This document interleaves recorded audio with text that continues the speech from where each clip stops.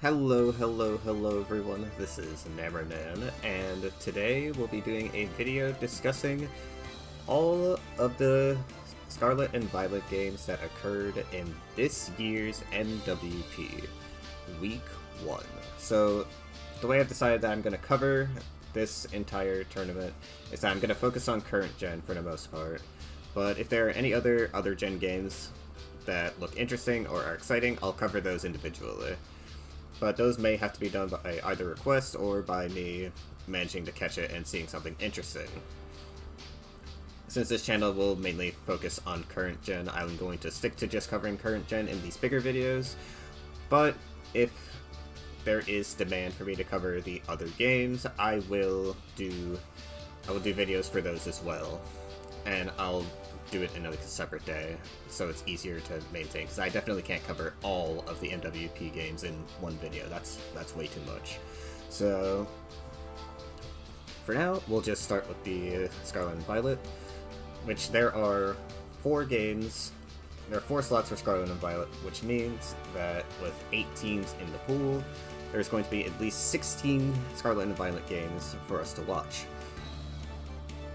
So without further ado, let's get on with it. And don't worry, future me will make sure to do chapters covering each and every single game, so that way if there's a specific game that you want to watch, you can just skip to that section of the video and go ahead and watch that. But I will be doing light commentary and also discussing what is happening as well as my reactions, because I have not seen most of these games, and I don't know the outcomes either. So let's just take a look.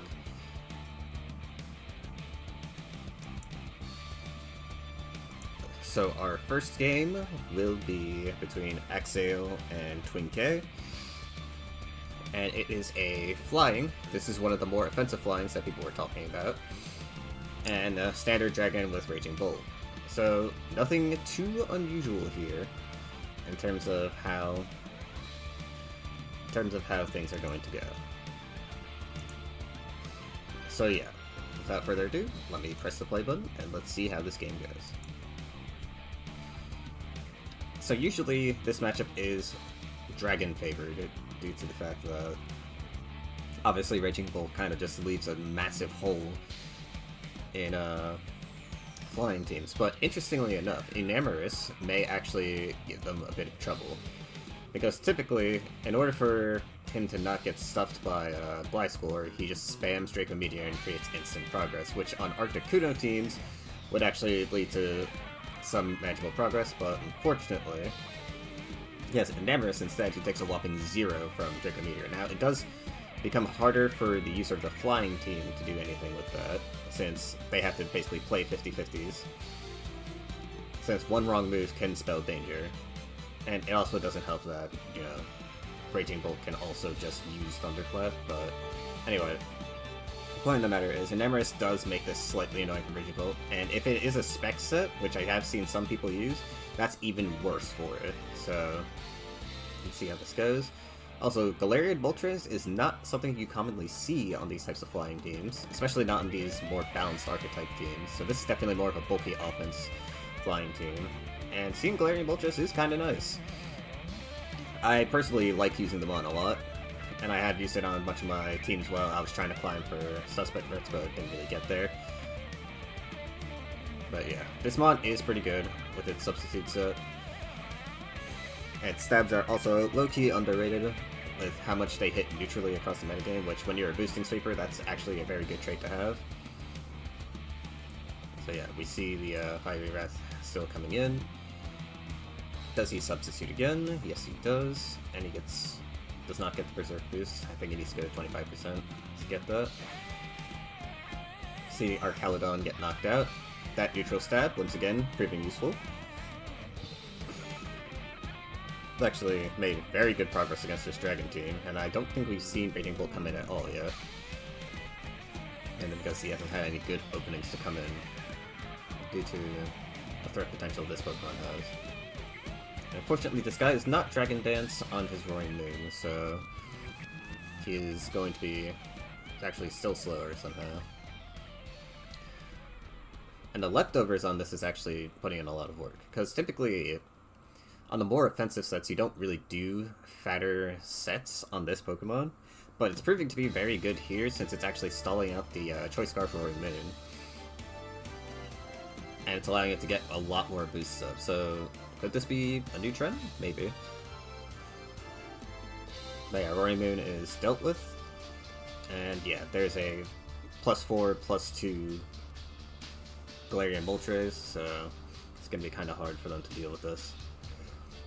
But yeah, I guess this is an example of the flying teams that we mentioned in the prediction video before. These bulky offense flying teams are going to be a very common occurrence, and as you can see, it can even beat something like Dragon. Even with Dragon's access to Latios and Raging Bolt, this guy couldn't really do anything to them, even with Rock Stand. And this Pokemon didn't even have boots, actually had leftovers instead. But I assume it's going to have a bulkier spread. And it's also Mono Fiery Wrath, which it can get away with that because of Dark not having any immunities. And as you saw against Roaring Moon, he just was kind of able to stall him out. Even though his stat was very harshly affected. So, yeah, pretty decent showing for flying here, and a +1 for them in the books. Alright, next up, we have this game. So let me zoom in a bit real quick. So, this game is by Zugaboo Royale and YellowKid999. It is Fire versus Fire. Hold on a second. I think I accidentally loaded up a Monotype game. Let me just quickly get rid of this and make sure I didn't load up any other ones too. Sorry about that. We are now back, and this time we do not have any Mono Threat replays in the pool. So let's take a look at the next game between Cpt.Kraken and Fusien, with a normal versus fighting matchup. Now, normal isn't really a type you see that often, so I wonder what Cpt.Kraken is cooking here. So we have Staraptor, which is already not typically normal, because typically you use Braviary on these types of teams, but that did not happen. Got a huge chunk on Hisuian Zoroark and an unfortunate Paralysis.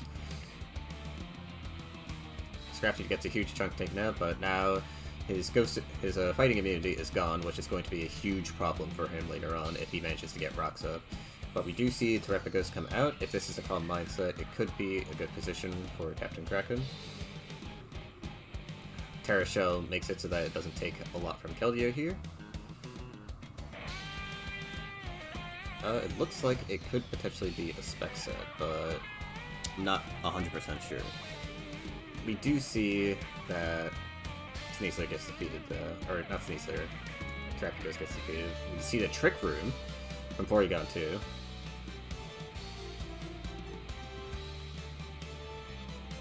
Porygon 2, we're not really able to do much against Iron Hands there because it's kind of very bulky.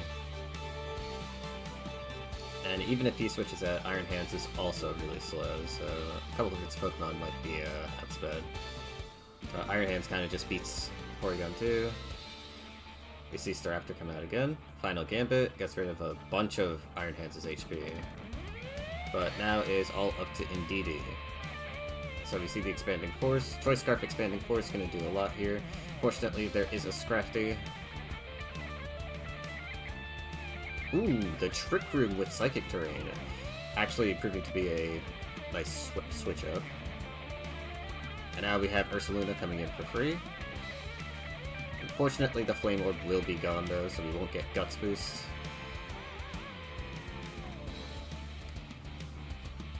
We do get Trick Room, but unfortunately, it only lasts for a couple of turns, so now it just gets defeated by close combat.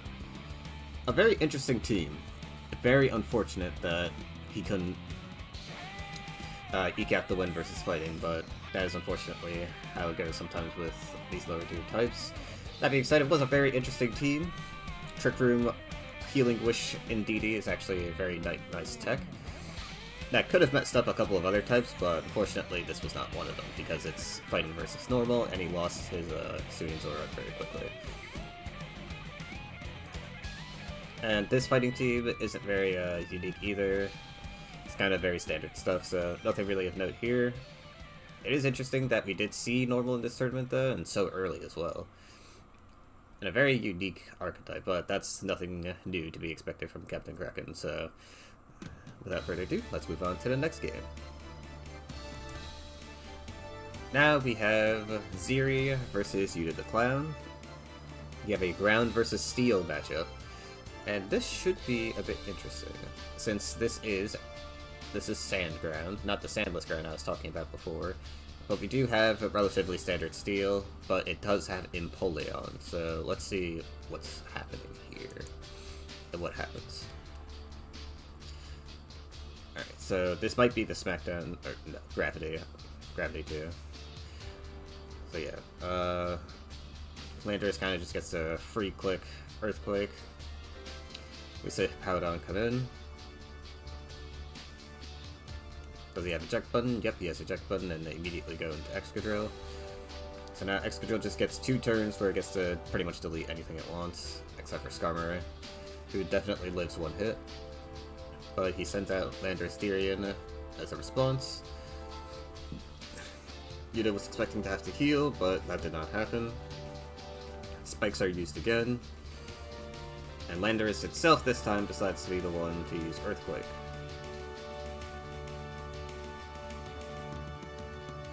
Skarmory is likely Rocky Helmet. Ooh, and Landorus is Bulk Up. This is not very good for Yuta the Clown, because this set can potentially... Yeah, that set can actually 6-0 the entirety of his team, if he's not careful. But thankfully, he does have Whirlwind to force it out. So he can't boost on it forever. But yeah, the Iron Treads comes out. Gravity does kick in, but it does have to still be scared of Ice Spinner, so switches out to Hippowdon. We get the kill, but he has Gravity already down, and 4 turns of Sandstorm, so now Excadrill can kind of just click Earthquake, and Skarmory is chipped, so it can't take a hit. So now everything gets OHKO'd for a couple of turns. This is just unfortunately the nature of Steel versus Ground.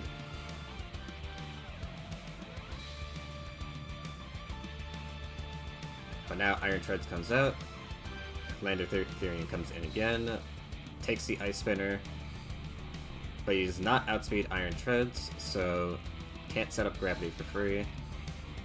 So Clodsire comes out instead to take the Ice Spinner. Clodsire looking like it may be physically defensive. Actually, no, it's because of the attack drop, that's why I say it'll take it very well. Because normally it would not. But Clodsire does try to stall out the Ice Spinner, but that is not going to happen. We see Mamoswine, who definitely has thick fat, taking the Ice Spinner. Skarmory comes out, is still outsped by Mamoswine. Iron Treads is now alone versus the world. We see a knockoff. Nevermelt Ice was the item of choice on the Mamoswine. Air Balloon gets popped, and Mamoswine is KO'd. But unfortunately, Great Tusk comes in and is able to perfectly check Iron Treads. I believe that may have been a Choice Scarf set as well, which is a new thing, since we typically don't really see Great Tusk a lot on ground teams, or at least I haven't. But that was a unfortunate game for Yuta the Clown. This matchup is brutal for Steel to deal with, especially with the team he had. There's very little... I don't think there's a lot that Yuta could do to really deal with ground in this scenario, so very unfortunate, very unfortunate. But yeah, this ground team, this set, the Landorus set, is something we may see a bit more, because this was used in the previous couple of tournaments as well, and it is known for how brutally it can beat up Steel, so we're probably going to see it time and time again. But yeah, this does just prove that Sand Ground is still very powerful, and Steel is somewhat a type that can't really manage it, so Steel users in the future may have to come up with better ways to remedy this, because Yuta, I would say, played it pretty decently with his Skarmory usage and managing to try and keep Landorus out, but unfortunately he couldn't keep him healthy 100% of the time, which did lead to, and I want you to notice that there were no hazards used on this side of the field. Like, Hippowdon never set rocks, there was no spikes used by any of these Pokemon. Clodsire may have had spikes, but we don't even know that. But yeah, he did all this without hazards, which means that he was very confident in his ability to just chip down threats and just use his win condition.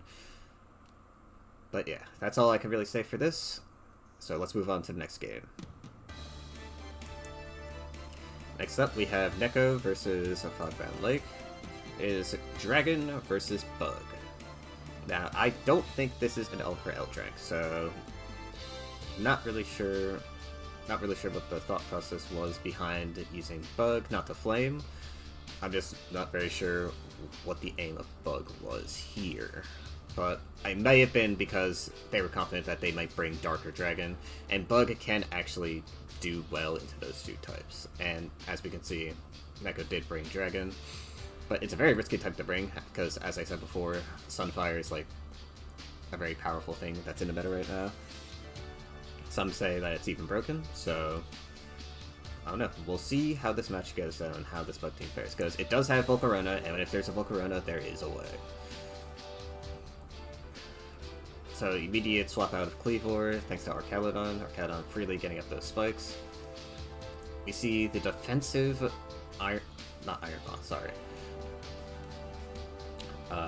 Slitherwing, the defensive Slitherwing set is proven to be a good nuisance with heavy-duty boots. The big close combat doing a ton of damage to Como. And then we see Arachnid come back out. I'm not sure what set this Arachnid is. Is it the standard its web set? It is not.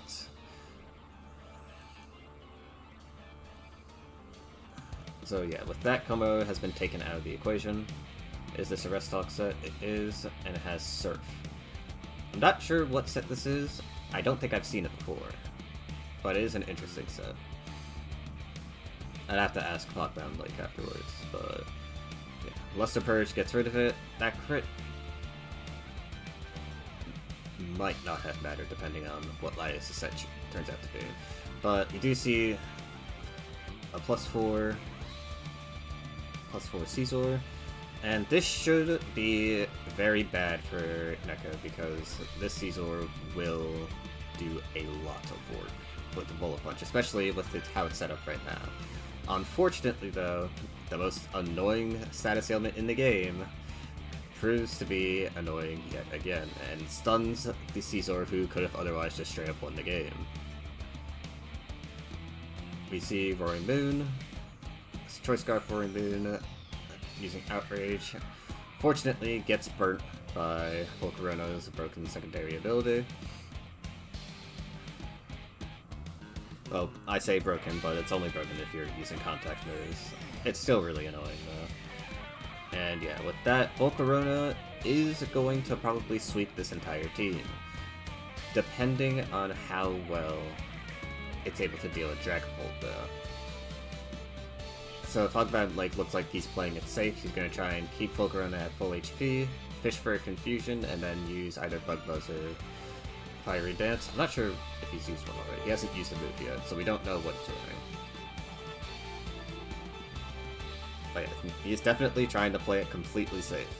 Probably did the calcs beforehand and realized that it was going to be whatever move he was going to end up using on Dragapult was going to be very hard for it to Oko and Dragapult.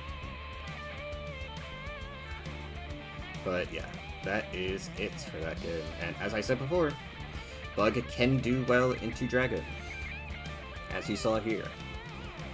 So the Slitherwing set is something I have seen before. Defensive Slithering is a very fun mon to use, both on fighting and on Bug. The Arachnid set, however, is something I haven't seen before, so I'm going to have to do a little bit of research into that. But everything on the Bug team is pretty good, and as I said before, if there's a Volcarona, there's a way. And this team kind of wasn't super prepped for a well-made Bug team, so good job to Fogbound Lake. Let's see what happens in the next game. So now we have Vodoom versus Crumbs, and this is Ghost versus Steel. Now, Ghost should have the advantage here, but unfortunately Vodoom does not have Sterile Edge, so things could potentially go wrong.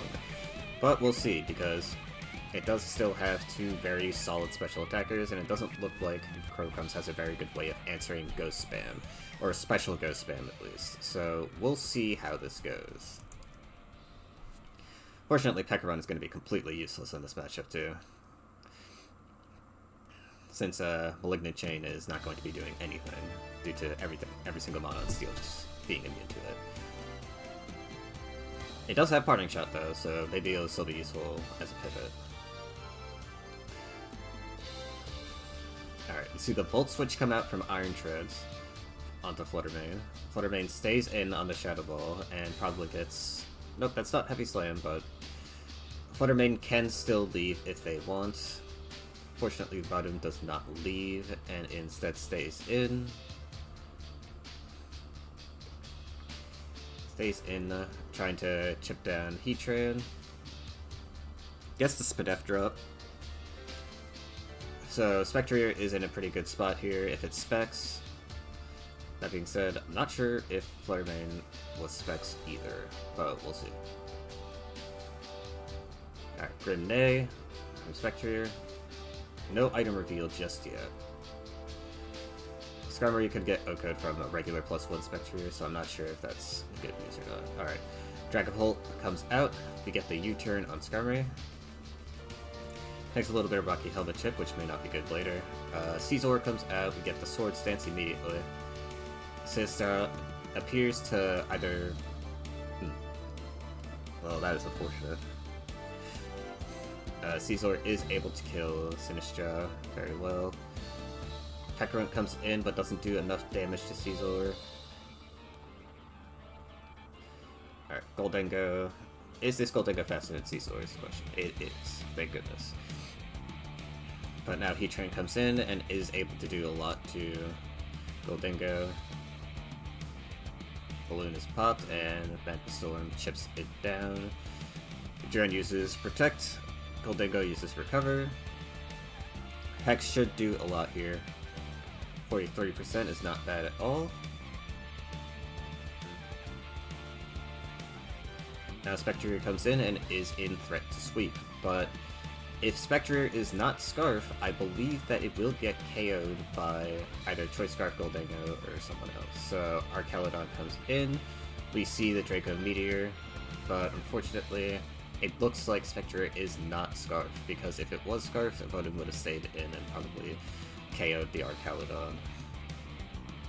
But he is afraid of Choice Scarf Archaludon, who can do that, and indeed it is Choice Scarf Archaludon, which leads to Vodoom's defeat. This was a very close game though. Very well played by both sides, and Scizor, again, proves to be a very annoying addition. Now, could Bishop have done better in this matchup? Arguable, but Scizor is still very, very powerful with its access to knockoff. Just getting rid of those items and also just being really annoying for Fluttermane to deal with specifically, since that thing can one-shot Fluttermane at any point in the game without needing to set up, so yeah.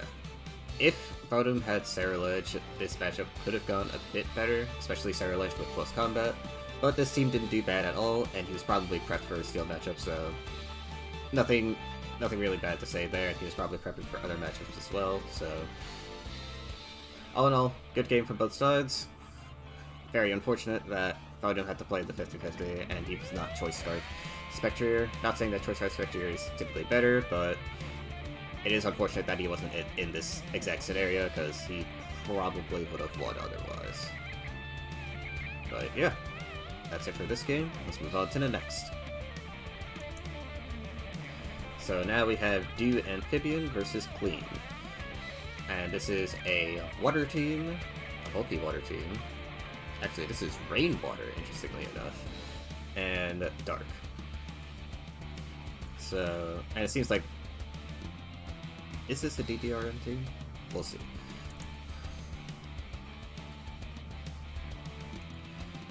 Alright, so we see the Pelipper come out.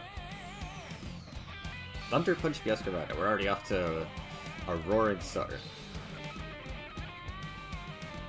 So, G switching into Kingdra there implies that, actually, no. Thunder Punch probably wouldn't have a one-shot Kingdra, so it was probably just good to switch out regardless of whether or not it was banned or not. I don't know the calc if that was banned or not, by the way. I think it isn't. I think it might have done more if it was. But anyway, Urshifu is going to do a lot of work in this matchup because he is down a resist, and yes, it is choice banned. So Meowscarada does get KO'd by the choice scarf Urshifu.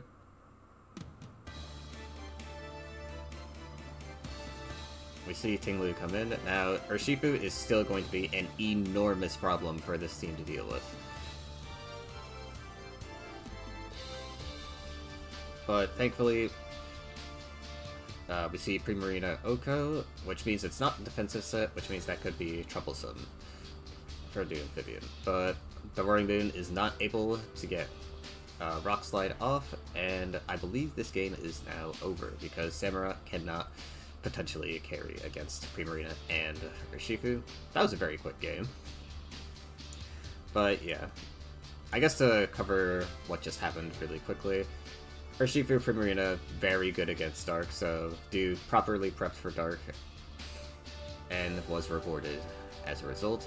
Kingdra is not a mon that we see very often, because when it comes to Rain Sweepers, you typically want a lot of other options, namely Barraskewda, but it seems like Dieu didn't want to use Barraskewda because he was planning on using Hisuian Samurott and Urshifu, so he wanted another special attacker, and I guess Kingdra fit all the bells that he wanted. Which, Kingdra isn't terrible, but it just typically is outshone by a bunch of other Pokemon.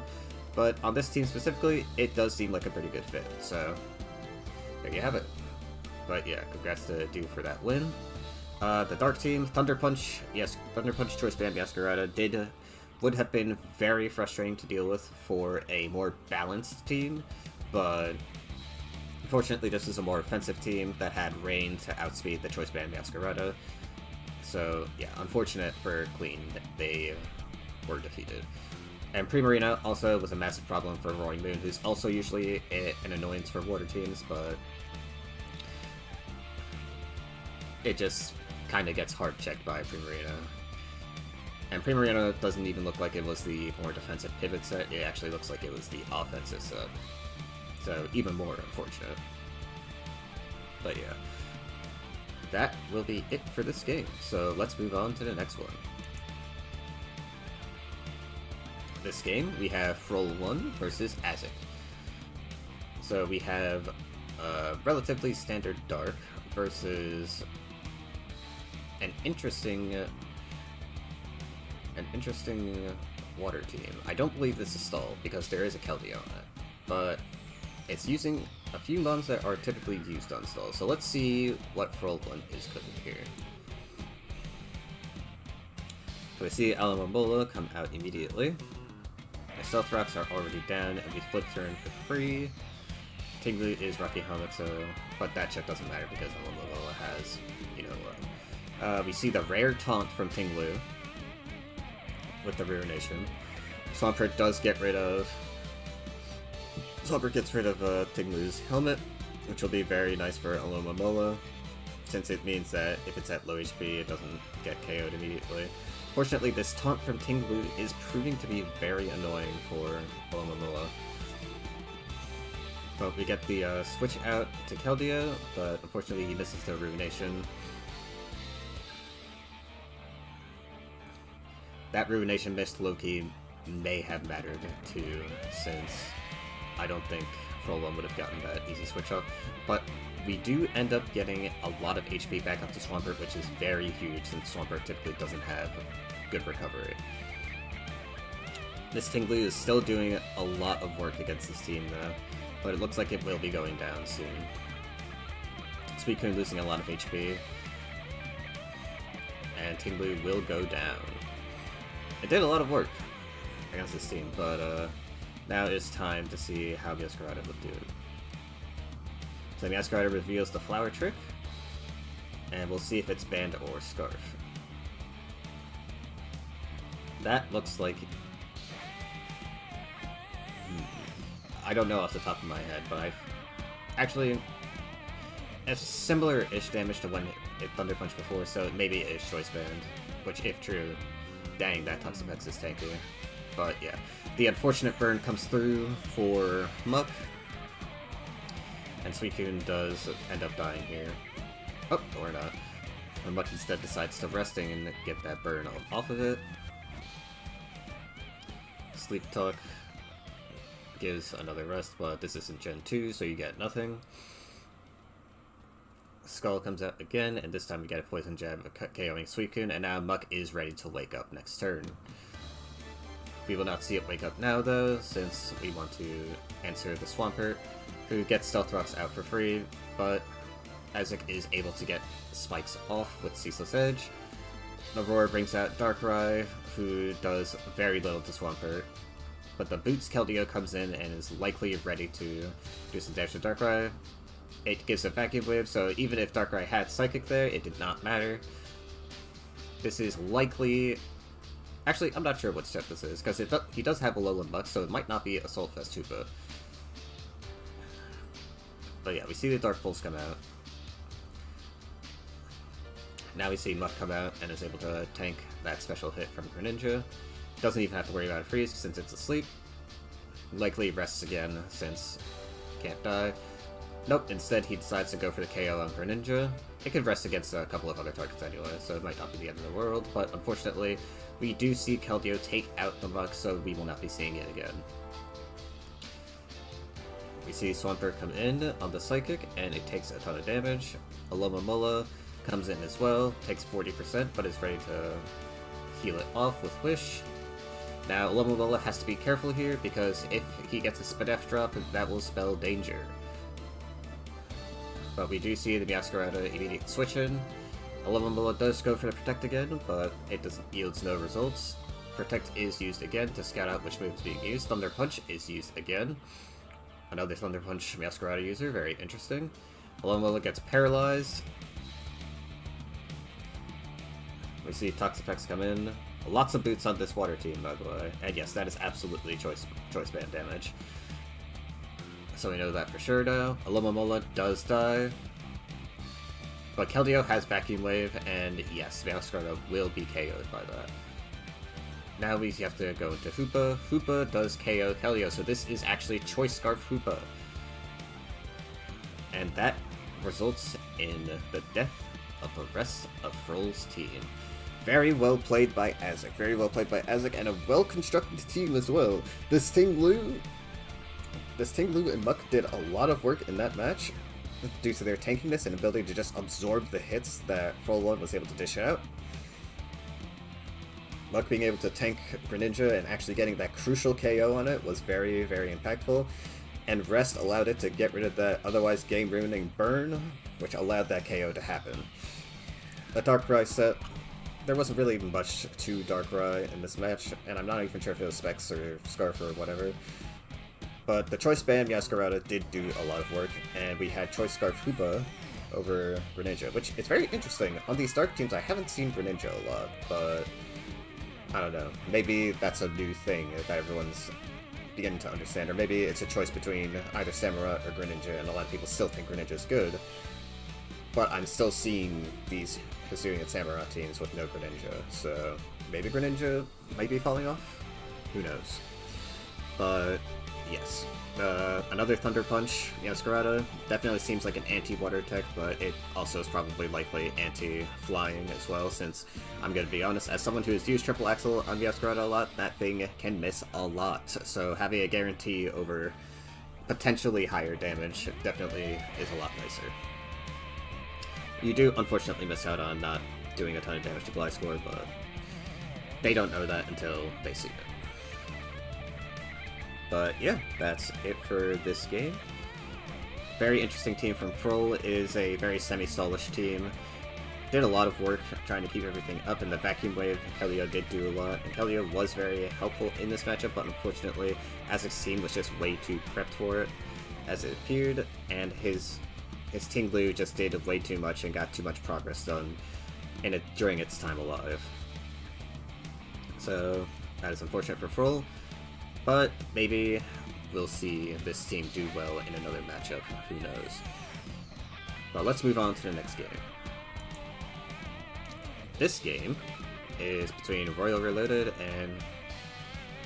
I'm not going to bother pronouncing that name, but that person is bringing a dark team, very similar to the one... Well, not super similar to the one Azick brought, it's just a Hoopa that's similar, but we do see Greninja. As I was just talking about Greninja not being seen very often, here he is. And we're up against Dragon with an interesting choice in Hydrapple. Now, Hydrapple on Dragon, I believe, is just supposed to be a regen nuker, but let's see what RoyalReloaded does here. Now, typically, I think this matchup should be sided for Dark, depending on the sets brought, but we'll see what happens. So we have the Raging Bolt immediately come in. Tinglu tanks that like a champ, and probably gets off... Alright, it gets off spikes instead of rocks. So we get one layer spikes. We get the trick from Latios, which messes up the Bisharp, who now can't use Sword Stance.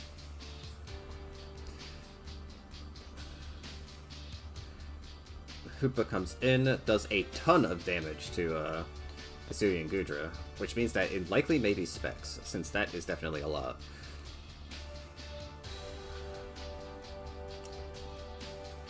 Yep, as I thought, it is Specs, but losing Specs is actually not very good here, because... Alright, we see the Focus Blast. That was a very risky Focus Blast. Ooh, and it managed to seal the leftovers too. That's very big, that's very big. But yes. I guess he must have actually been banking on that to happen, since leftovers will actually help Hoopa a lot this game. That crit is very unfortunate, because I don't think that kills without the crit. But we see the Dark Pulse come out again, and Dark Pulse just does a ton of damage, so Hydrapple just gets nothing done here. Hoopa, once again, just a super powerful Pokemon once it gets those hits off, but it just often doesn't get those hits off because of its typing and how hard it is to get into the field, and its speed as well. We get a missed Draco Meteor, very unfortunate for RoyalReloaded. And it looks like that missed Draco Meteor definitely mattered. Well, actually, it may not have, but Tinglu would have definitely been lower HP had he hit the first one. We see an H-Wish come out, and Raging Bolt now gets all of its HP back. A classic move by Latios. Another miss of Draco Meteor. That one definitely mattered. Since now, I believe he only has 2 Draco Meteor PP. So now he only has 2 more times to do that. And an unfortunate flinch on the Roaring Moon as well. Very, very unfortunate game from RoyalReloaded. So we see Bandbuzz and Archaludon comes in. Archaludon gets rocks off, but it is looking very bleak for RoyalReloaded here, since he doesn't really have a lot of ways to break through this team. It's going to be all up to his...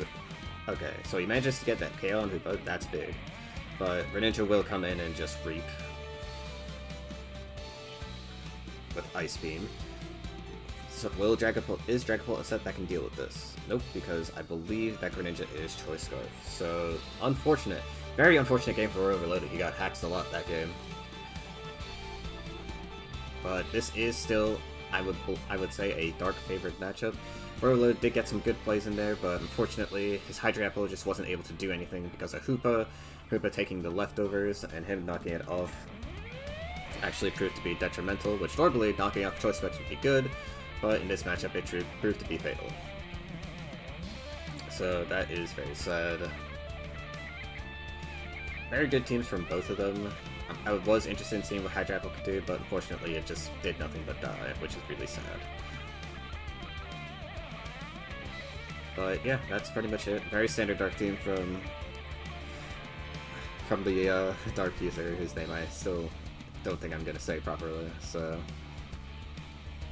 yeah, very good stuff from both sides, but fortunately Dark is just able to beat out Dragon in this matchup. So let's move on to the next one. So now we have Memphis Tepe versus Yedla. And we have Dragon versus Flying. Another flying team with Galarian Goltres. Very interesting. But yes, let's take a look at how this goes. So it's actually a mirror matchup of one of the matchups we had before. And this one is leftovers as well, so it might very likely be the same team. You get the Berserk boost. Latios takes very little from it. Or, not very little, it took a lot from it. We do get the freeze, which is not a good sign for Mr. Memphis. We get Raging Bolt to come in for free. And now Raging Bolt will start playing 50-50s. So Raging Bolt can potentially one-shot Gliscor here. But no, we get Moltres instead. Takes it, which is very sad because we've seen before that Moltres can do a lot of work against Dragon. But sadly, it was unfortunately KO'd.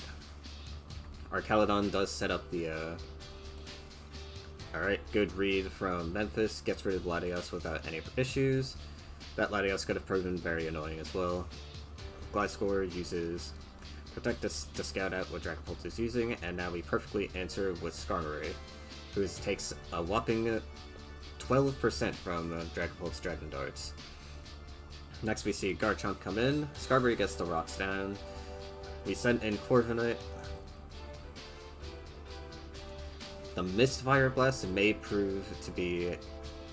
Ooh, the double Mist Fire Blast. That's definitely bad, because Pressure just got rid of essentially half of that thing's PP. And it did a lot of damage to Corviknight as well. But yeah, now Garchomp only has 2 Fire Blast PPs to kill Corviknight with, and I don't think that'll happen. We reveal that the Goodra is gooey. So no, so this Goodra can be crit. It can be crit. Alright, we see Gliscor with Earthquake. This Gliscor is Earthquake, Knockoff Spikes Protect. Build the Gliscor, honestly. The Earthquake does prove to be very good, and the Miss is very sad. The Miss is very sad for Yedla.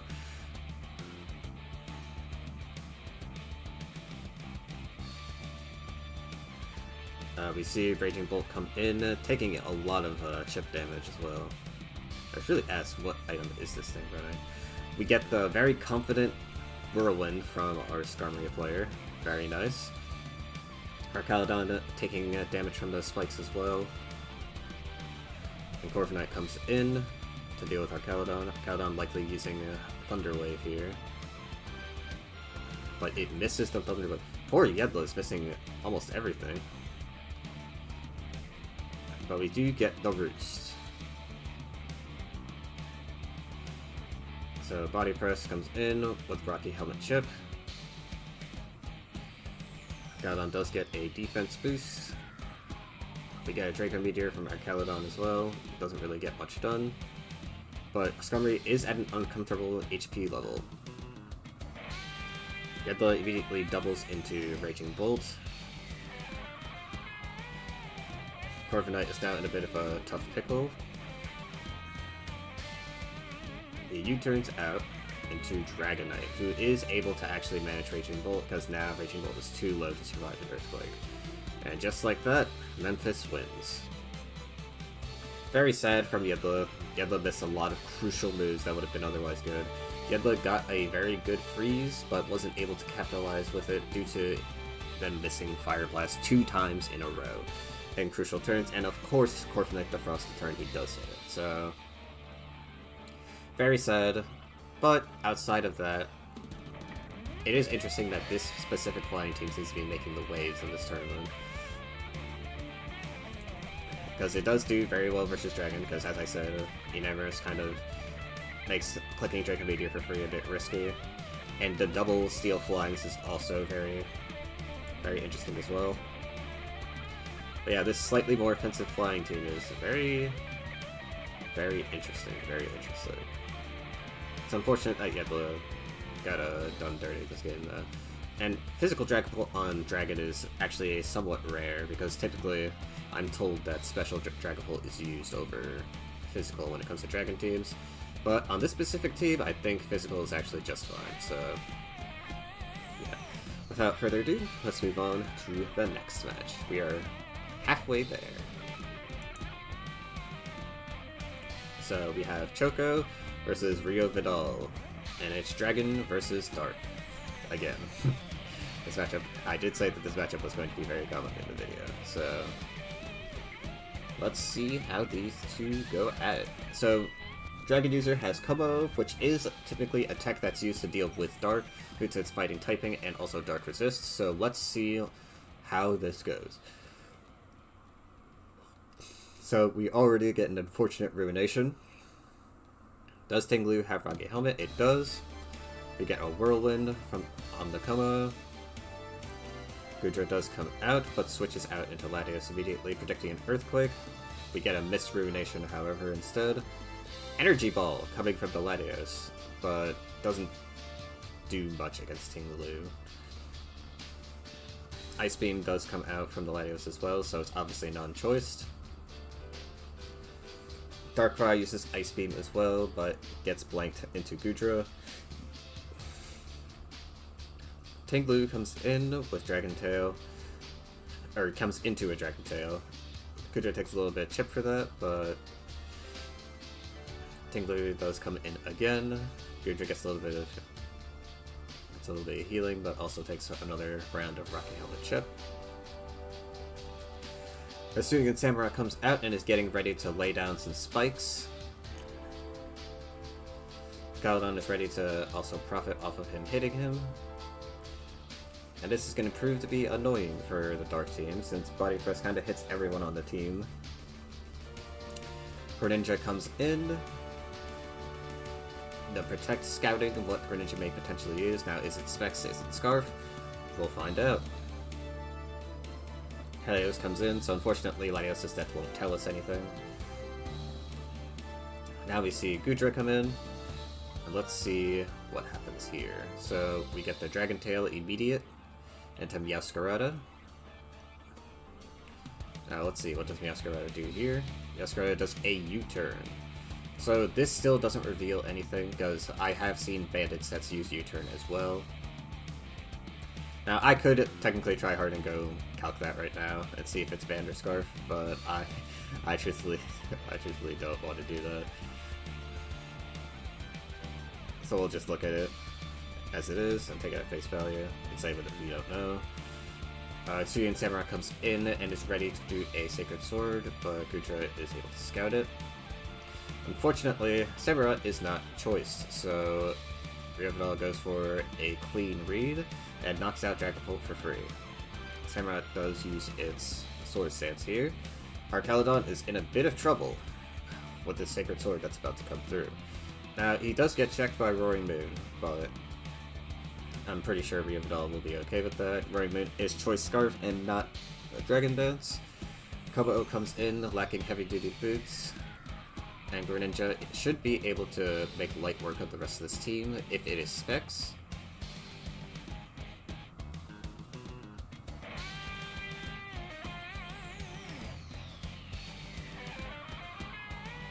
See Mandibos come out. Now, likely Mandibos came out because Heavy Slam would have been too risky to kill Greninja on, so we do get the foul play. Get a very nice crit from Choco, allowing him to get a chance against Mandibos, but Meowscarada may still prove to be enough to take this entire team down. Although, actually, it may be able to kill Como through, well, especially depending on whether or not it's a Scarf or Band. You get the Vacuum Wave from Como. Oh! The Vacuum Wave might actually win him the entire game. Oh, that's so unfortunate. That is very sad. That is very, very sad. He almost had it. He almost had it, but he lost the roll. I'm actually curious. I'm gonna go look up the calc for that roll specifically and see if he actually could have killed and got him working, because that's really unfortunate. So obviously I don't know the exact sets that are being run, but seeing this, I do see that the move did 62%, but obviously it's showing 61% here. It could very well be because of the rounding system in Pokemon, but regardless, this was Spectrum Roll, and Greninja was just at the right amount of HP to not die, that is super, super unfortunate. And I feel bad for our friend Choco for losing that because of that roll. But that is just what happens sometimes in the game of Pokemon. But yeah. Teams are pretty standard. Tinglu proving yet once again that it is just a very, very strong lead. Choco's team was actually able to keep up very well, especially with the combo, but unfortunately, as you saw here, that did happen to him, so very unfortunate. But with that being said, let's move on to the next game. Now we got Tare 25 versus LBM.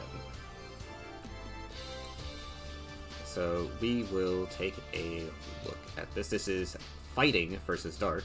Should be Fighting favored, but that Hoopa could prove to be problematic, and Yaskarada is also very annoying in this matchup as well. So let's see how this goes. So let's see. Immediate U-turn from Greninja, so this is very likely a Choice Scarf set from Greninja, since I believe Choice Spec sets don't typically run U-turn, but I could be wrong. We get the Ruination from Tinglu. Massive heal onto the Iron Hands, but we get the Whirlwind.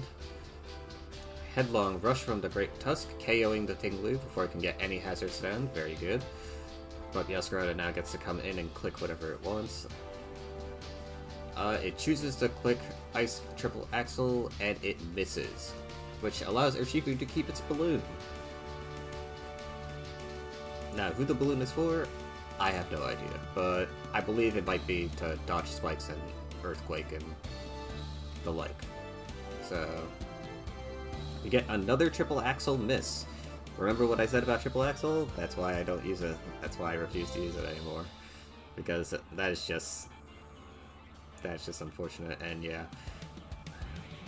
Tare saw that and was just like, yep, this game is fraps, because I assume he's... Well, actually, it doesn't really even matter, because Gallade alone just destroys his entire team. So yeah, there isn't really much point to playing the rest of it out. But yeah.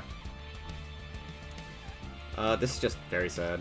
Fighting team, it's interestingly enough using Como, which I don't really see a lot on modern fighting teams, but I mean, yeah, this matchup is unfortunate, especially since he lost Meowscarada like that and wasn't able to get any progress done. So yeah, that's it for that match. Not really a lot I can say. Just an unfortunate matchup and unfortunate game circumstance. Not really much to comment on. Next up, we have Shucklegigas versus Shiba. And this is Electric with Oricorio versus Sunfire. So Sunfire is one of those meta things that I was talking about, and let's see how our underdog using Electric does. So we have Regieleki immediately coming in, getting ready to set screens.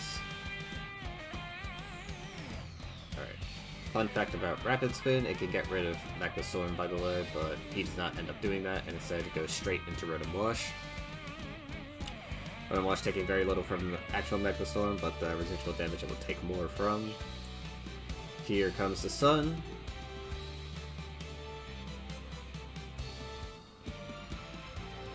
Alright, Raging Bolt getting a Photosynthesis boost in the Sun. And dodging the Encore from Ninetales, very good.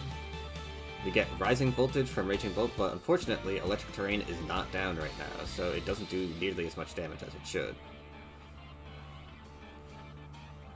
We do get the Calm Mind though, and we do KO Heatran. We're in a very good spot here, but unfortunately, now we have Volcarona gets O-Code by Raging Bolt. And now we have Ceruledge. Now, Ceruledge is faster than Raging Bolt, so he can't really play those mind games. And yeah, he unfortunately lost the mind game, so he loses Raging Bolt here.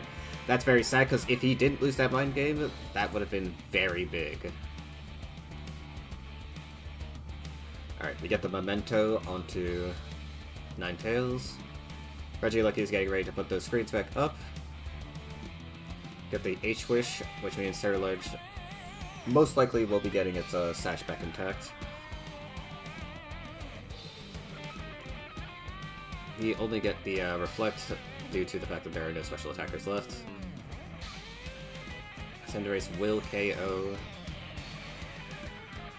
Alright, now here comes. Here comes Oricorio. We get one Quiver Dance.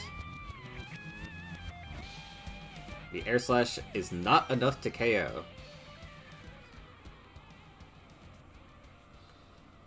And Ivy Cudgel doesn't KO either, thanks to screens. Ceruledge does come back though, and is able to get its Alright,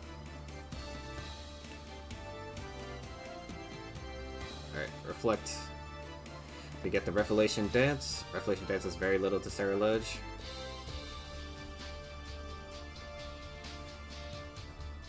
And with the screens down, Ceruledge now should be able to, yeah, one Shadow Sneak is all it needs to kill. Now that being said, even with all of that happening, it still is possible for Iron Hands to win this here. But the Poltergeist does come through. Ooh, and an unfortunate Supercell Slam miss leads to Iron Hands losing. Had the Supercell Slam hit, there is a chance that Iron Hands could have brought that back. But unfortunately, the Supercell Slam missed. 95% accurate move, by the way. But I swear, I've seen that move miss more than it's hit. So, say about that what you will. And that's not even from me using it, that's from me seeing other people use it against me as well. But yeah. The Electric team actually did really well here. They did way better against Sunfire than I think a lot of people were anticipating. And pair that with the Photosynthesis buff from Raging Bolt. I said this before in the video, there's a ton of Pokemon on various types that use Photosynthesis very well, and Sunfire's presence just allows them to do that. And you almost saw it in this game. Shiba could have potentially lost because of that, but unfortunately, he did end up dodging Supercell Slam, so among other things, but yeah, the Supercell Slam miss is very sad. That being said, don't sleep on Electric. It looks like it can actually put in a lot of work against certain types.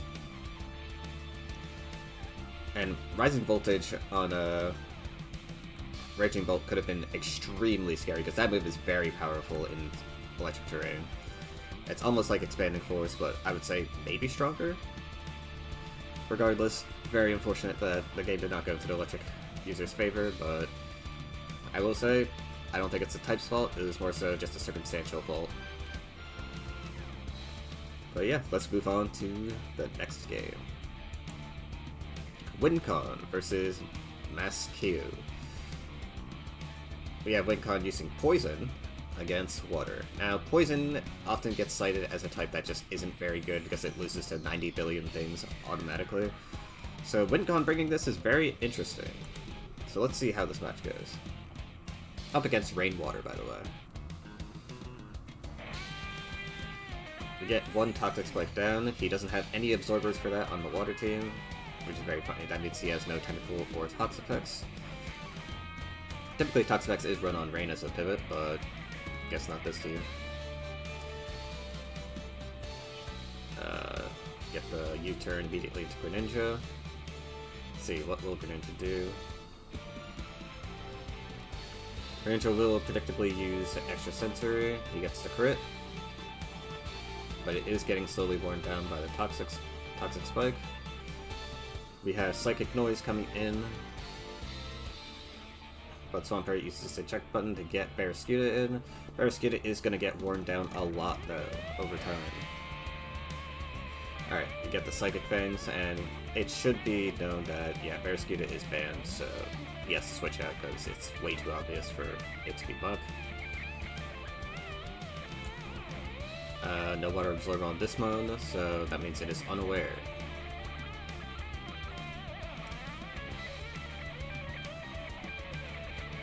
go into Keldeo, and Keldeo should wreak havoc on this team, especially under the rain. We see the Calm Mind, no taunt, so it probably does get... Oh, not get put to sleep yet. Oh, he's probably not using Spore because he's afraid of the Overpawn switching.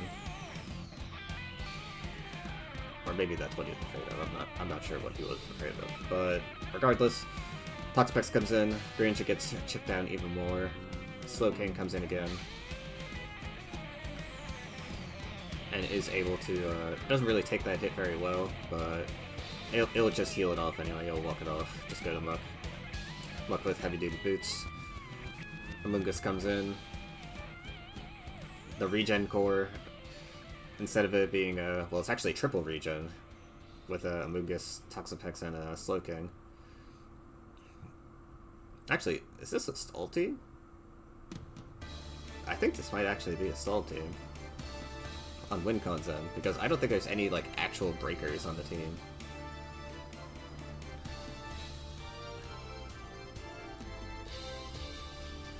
But yeah, once again, getting worn down very slowly. We see Muck come in. Unfortunately, I think this Mon might be too low to properly check Overpawn. Nope, it's still healthy enough. And the Foul Play KOs it cleanly. So that's one big threat gone. Now we have 2 more to go. Toxapex easily tanks the Surf. Takes the Hurricane as well.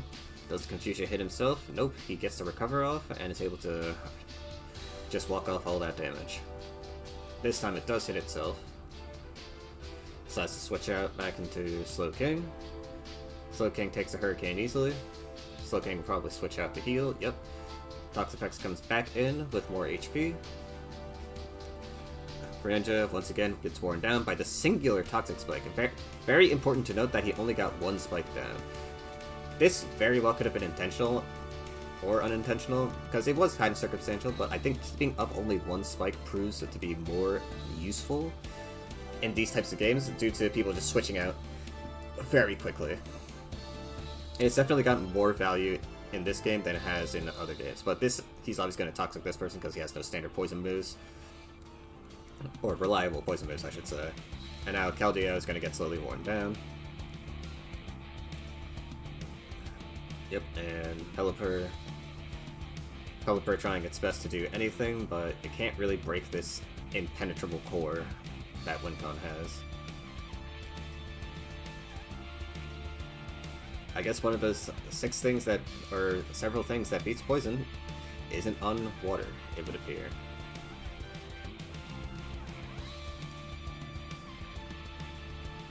Because this is a very dominant stall poison game from Wincon. He has not dropped a single Pokemon.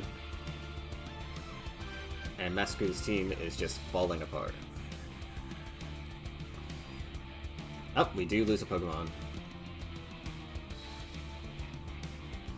Oh yeah, now we have Weezing. Weezing is Levitate, which makes sense, since he needs a ground immunity.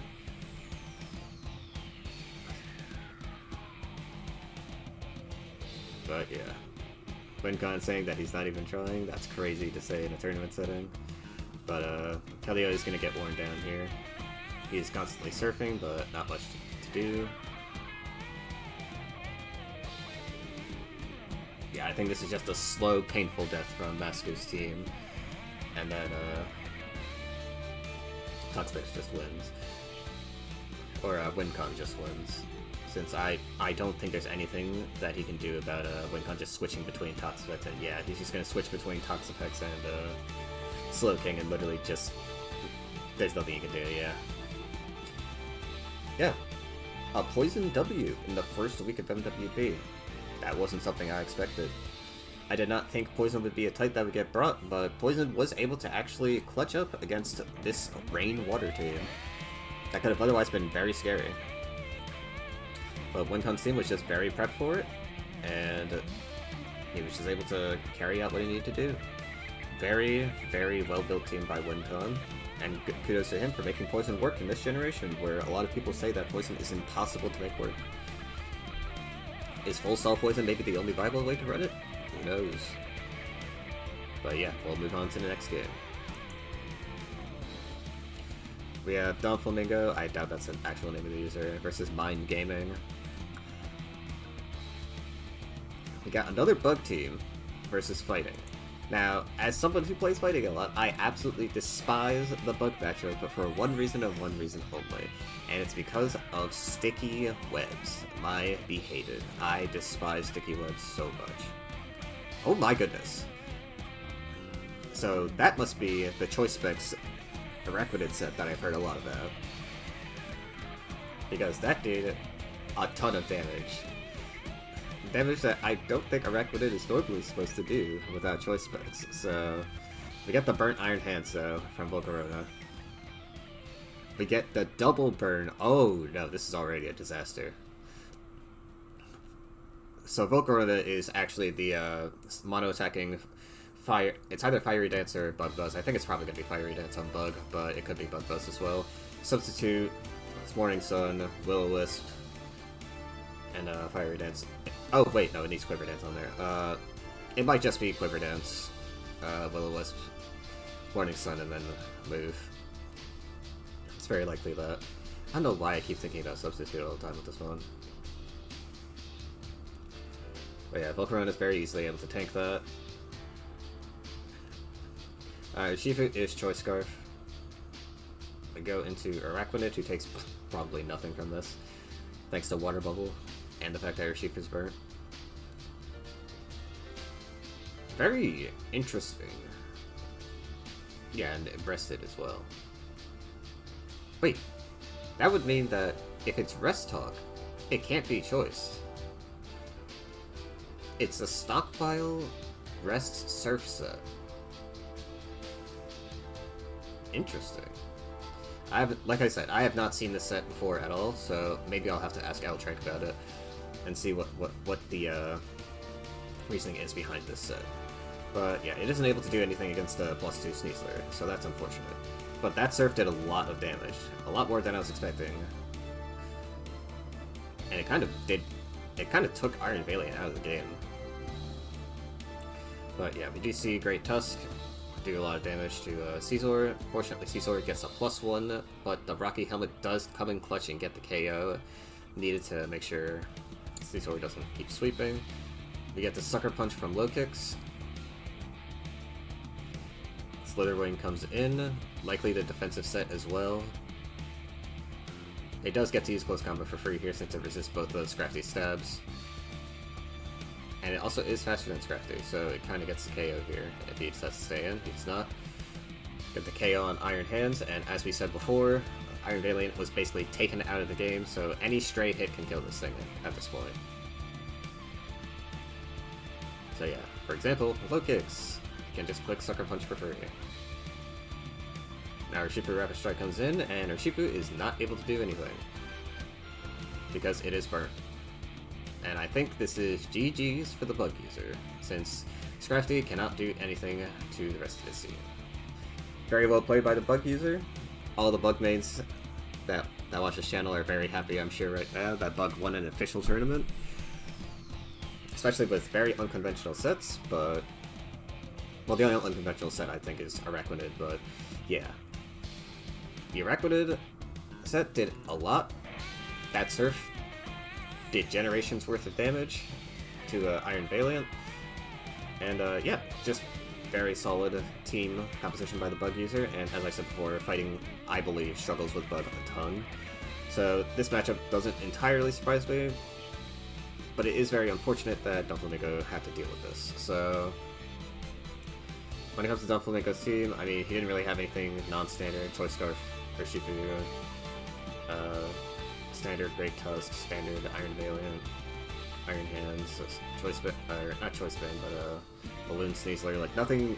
He is using a set that's usually more popular in Poison on Fighting, but not really much else I could say besides that. But with that out of the way, let's move on to the second to last game. Got RindoOkami versus TheWyvernKing. With Steel versus Ghost.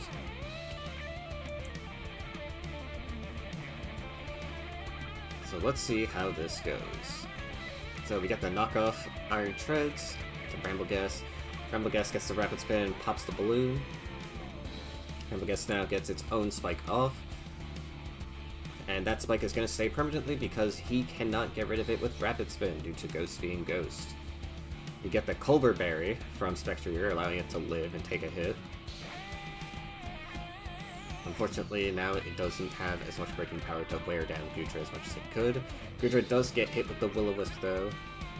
Wow, that Dragon Tail would have done a lot of damage. But, MassKeauuu does come out. See a Shadow Claw come out from it. Body Press does not do anything into this team, so raising Archaludon's defense doesn't really mean much offensively.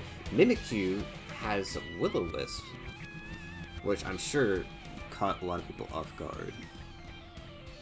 But Archaludon does end up using Thunderbolt. That's not something that's typically used.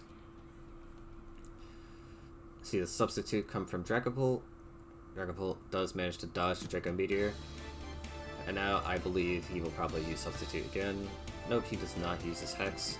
But the Hex does not KO Archaludon like he hoped, so Archaludon lives, but on very little HP, and it's burnt, so it doesn't really get to do much. See Spectrier come in and get a Grimnay boost. Heatran now comes in, especially defensive set, or not. It is actually Choice Scarf Heatran. And here comes Ceruledge, getting ready to wreak havoc on this entire team. He has the Swords Dance. Now, does he have Close Combat? Nope, he has Poltergeist instead. So it's going to be Poltergeist, Bitterblade,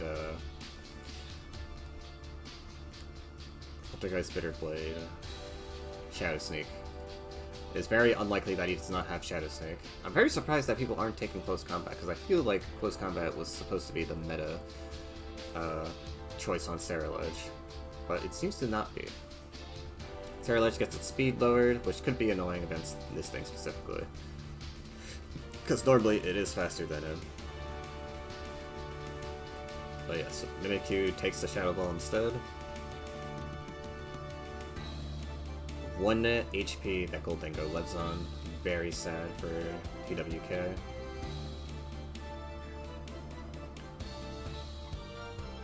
Alright, Ceruledge. Oh, I didn't even realize Ceruledge was Balloon. I'm so used to Ceruledge just always having Sash that I was actually shocked that it had Balloon. But yes, TWK gets the crit Poltergeist off, which, I mean, that doesn't matter.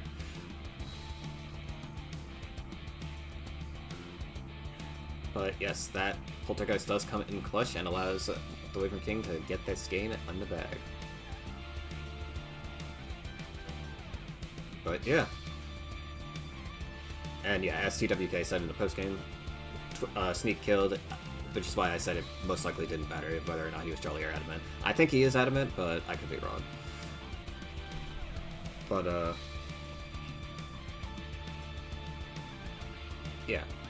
Strangely enough, Fluttermane did nothing this game, but again, Fluttermane is greatly threatened by like most of the Pokemon on this team, so that's not super shocking. But it not even being used as like a sack or like a positional thing is kind of shocking. But yeah, Ceruledge once again, very powerful against Steel, and he had Wisp Spam on a lot of Pokemon. It seemed like his team was very centered on Spike's chip and spamming Hex. Maybe Fluttermane was a bulky spec set and it had Hex on it as well. Also, strangely enough, this team doesn't have Gholdengo, but he probably couldn't fit it because it's very hard to fit Gholdengo on this team, I would say, and still be able to do what he wants everything to do. But yeah, MassKeauuu is definitely a lure set to attract specific walls that he could burn. That was probably the thought process behind what he wanted to do here. Although it still has Life Orb, so I'm not 100% sure why he decided to go for Will-O-Wisp here. It may be because it beats a specific Pokemon now. Because it could be that it could beat a certain Sucker Puncher, like a Hisui and Samurott actually. Or Bisharp as well. It messes up their Sucker Punches. That's the only thing I can think of. I'm not sure what else it could be used for though. But yeah. Good stuff from TWK. And yeah, Ghost is, as I said, pretty good type, so it can deal with the top dogs. Steel has been losing a lot this tournament, though, so that's very sad.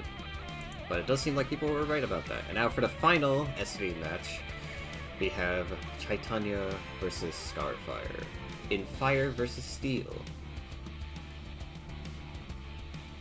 So this is a matchup that should be very, very bad for Scarfire.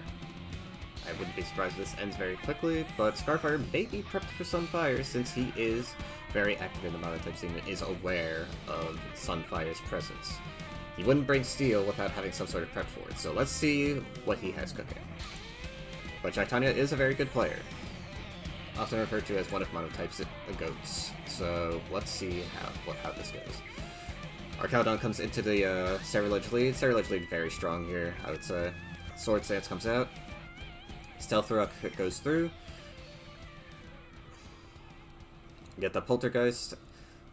Once again, Body Presence doesn't do anything. Unfortunate Draco Meteor miss, so this game is already off to a rough start for our friend Scarfire. Another crit as well, going through his defenses, not allowing him to break that sash. But the Rock Blast Excadrill coming in clutch to break through the Ceruledge sash. Very good. That's very good for Scarfire.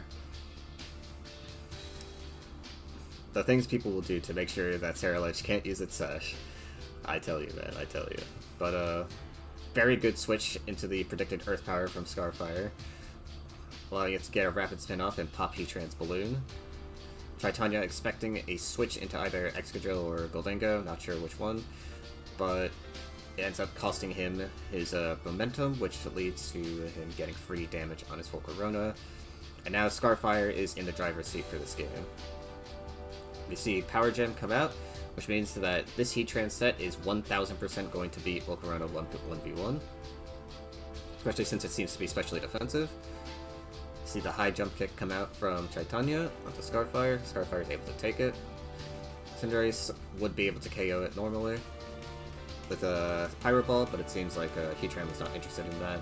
Chaitanya takes a brutal Protect, and Scarfire goes for the raw Gholdengo switch to KO Cinderace without touching him, without even touching him. Or actually, I think they might have touched him. I cannot remember. But regardless, Ogerpon comes in. Ogerpon, big threat here, since it's full HP, and there's not really a lot of things that can take it. Heatran does seem to force out the Ogerpon, since Ogerpon is weak to Power Gem, but Heatran does kill Skarmory. This match is actually becoming quite close for Fire versus Steel. But he did have the tech, Crit Earthquake, very unfortunate, but I don't think it matches against Heatran. We see Ogerpon get a +2. Horn Leech does not OHKO, unfortunately, which leads to Ogerpon taking a lot of its life as a result, which that could be bad, since Excadrill is very likely Scarf. And yes, Excadrill is Scarf. Excadrill continues to use Earthquake. He gets Will-O-Wisp, and yeah, that's the power of the Will-O-Wisp set, because I'm pretty sure Excadrill just straight up loses that 1v1 after that. But thankfully, Scarfire does have the broken Heatran set that makes it so that Chaitanya is just not able to play the game against him. Or, not Chaitanya, but Volcarona isn't able to play the game against him. And yeah, just like that. Steel defeated Fire. Now granted, this is probably one of the most prepped for Fire teams I've seen from a Steel user, with Rock Blast Excadrill, specifically made so that it beats Ceruledge if it has its sash up. That is quite literally one of the most emergency situations checks I've ever seen in Monotype, I think. But yeah, this team was super prepped. I mean, typically he wouldn't have needed to use Rock Blast either if he just managed to hit his first Draco, but thankfully he had that in the back. So that was a good bring. That was a good bring. But yeah, that was a very well played game by Scarfire. He managed to outplay the Cinderace 50-50s. and was able to had a set that basically nullified Volcarona, so Volcarona was never an issue. He managed to get rid of Cerulite at the beginning of the game, and Ninetales was dealt with relatively quickly. And the H-Wish didn't get a ton of value this game. Ogerpon also wasn't able to do as much as it wanted due to the existence of Excadrill and the chip that Scarfire was able to inflict on it with its Iron Treads' dying breath. This team was very prepped for fire, because as you can see, it doesn't have Scizor or Bisharp. So it definitely had full intention of dealing with fire. How it would have fared against other types, I'm not sure, but that will conclude this recap of what happened. So, a quick TLDR of basically all the games we've seen so far. We have seen a lot of... So, Steel actually seems to be kind of 50-50ish right now. It does seem to be losing some games brutally, but also seems to be winning some games, as you can see here. It seems like a well-played Steel team can still do very well, even in a disadvantageous matchup. We are seeing a specific flying team with Enamorus and Galarian Moltres floating around. I need to go try that team out myself on the ladder to see how good it is, and just how prepped it is for the majority of types. We haven't seen Fairy yet, which I'm quite shocked about, because I thought Fairy would be a type that would get used more in this tournament, but it seems like that is not happening. Which it may very well likely be because of Steel's presence so far. And also, as I mentioned before, Sunfire's presence as well. I'm not sure if Fairy has as many good options to dealing with it besides Fluttermane. So, we'll see how things develop as we go on to week 2. But, yeah. This is proving to be a very, very exciting tournament. And like I said before, if you guys want me to cover any other tiers for this week, just let me know in the comments, or let me know on Showdown, or Smogon, or on my Discord. But yeah, with that being said, that'll be the end of this video. I will see you guys next time. Take care.